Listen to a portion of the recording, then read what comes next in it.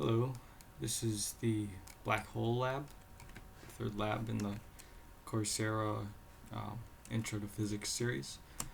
The goals of this lab are to find the mass of an unobservable object, the black hole, based on a gravitational force it exerts on another object, the star, and to find the gravitational force of the black hole by finding the motion of the star using the momentum principle. The assumptions I made were that the law of universal gravitation took effect, and that is that the force is equal to the gravitational constant times the mass of the black hole times the mass of the star over the magnitude of the distance squared. The net force is the same as gravity because it's the only force in effect. The gravitational constant was 6.67 times 10 to the negative 11th newtons meters squared over kilograms squared.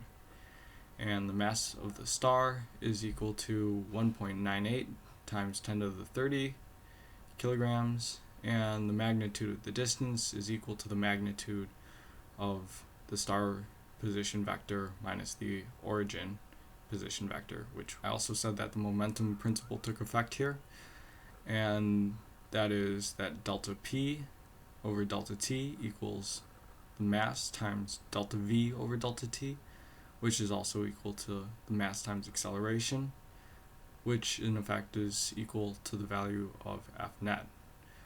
And the time is 86,400 seconds.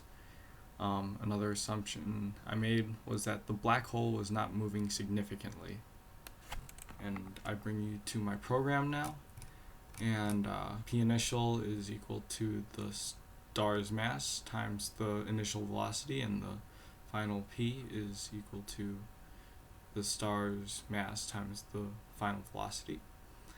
F net is equal to dp dt, the change of magnitude of P over time is the next one.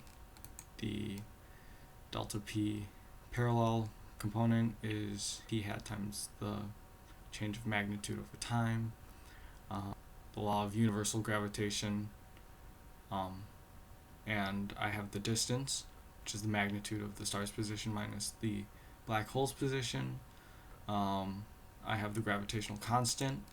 And then I set the origin's mass, or the black hole's mass, to the magnitude of F net times the distance squared over the gravitational constant times the star's mass.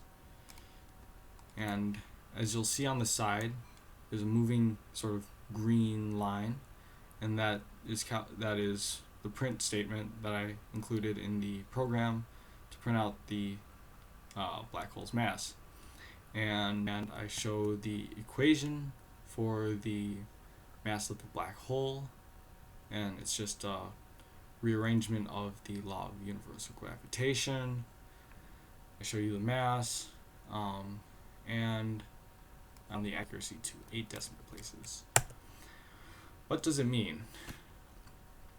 Well, the F net vectors and its components are different than the delta P over delta T and components, and because the F net is used to describe the forces acting on a system rather than the delta P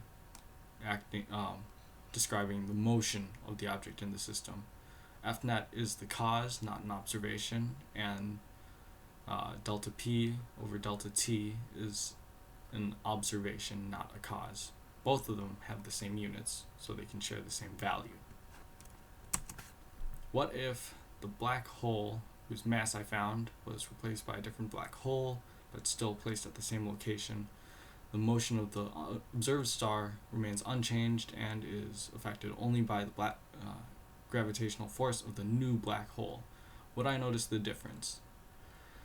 The answer is no, because the only way I can tell that there's a different black hole is if I can observe a change in motion.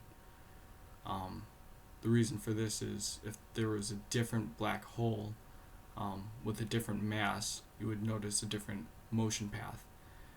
By applying the law of gravitation, the force of gravity would become larger or smaller for a similar distance. So in order to maintain the gravitational constant, the distance between the two objects would have to change, changing the path, the motion of the star. And that is the lab. The end. Thank you for watching.